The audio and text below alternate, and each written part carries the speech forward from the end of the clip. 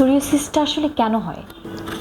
Psoriasis কেন হয় এটা বলতে গেলে আমি প্রথমেই আপনাদের ডেফিনেশনের সময় বলেছিলাম, ইটস অটো ইমিউন ডিজিজ।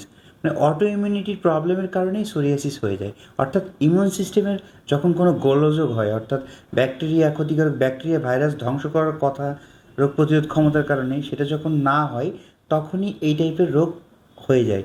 অর্থাৎ আপনার কোষগুলো যেটা নর্মালি হবে সেটা না হয় ভুলবশত বেশি বেশি গ্রো হয়ে যায়, তখনই আপনার সোরিয়াসিস হয়। সোরিয়াসিস এছাড়া হয় বংশগত কারণে হয়। বংশগত কেমন? আপনার বডি, বাবা মা কিংবা দাদা দাদি কিংবা বংশের কেউ থাকলে সেখান থেকে সোরিয়াসিস হতে পারে। সোরিয়াসিস হওয়ার জন্য কিছু ট্রিগার থাকে, আমরা বলি এটা হলো উদ্দীপক উপাদান। তার মধ্যে কীরকম, সে কারণেও সোরিয়াসিস হয়। তার মধ্যে একটা কারণ হলো অতিরিক্ত মানসিক চাপ বা স্ট্রেস, এটার কারণে সোরিয়াসিস হয়। তারপরে কোথাও আঘাত লাগলে, পুড়ে গেলে, কেটে গেলে বা খুব জোরে ছেঁচা খেলে বা ফ্রিকশন হইলে সেটাই হতে পারে।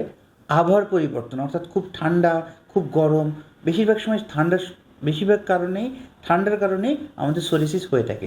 এছাড়া সংক্রামক বিভিন্ন রকম ব্যাকটেরিয়া, ভাইরাস, এইসব রোগের কারণেও, ভাইরাসের অ্যাটাকের কারণে হতে পারে। এছাড়া কিছু ওষুধের পার্শ্ব প্রতিক্রিয়ার কারণে হতে পারে।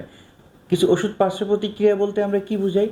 অনেক ওষুধ আছে যে ওষুধগুলো খেলে আমাদের সোরিয়াসিস আরও বাড়তে থাকে। তার মধ্যে আছে যে স্টেরয়েড শুরু করছিল, স্টেরয়েড খেয়ে তাকে দমিয়ে রাখছিল সোরিয়াসিসকে, হট করে স্টেরয়েডটাকে বন্ধ করে দিলে সেই সোরিয়াসিসটা আরও বেশি ট্রিগার করে। এছাড়া থাকে ধূমপান বা মদ পান বা কোনো ড্রাগ করলে সেখান থেকে হতে পারে। এছাড়া অতিরিক্ত মোটা হয়ে গেলে বা অস্বাস্থ্যকর খাবার খেলে এবং পারিপার্শ্বিক পরিবেশের কারণে আমাদের হয়ে থাকে সোরিয়াসিস। এইগুলো কারণে মোটামুটি আমাদের সোরিয়াসিস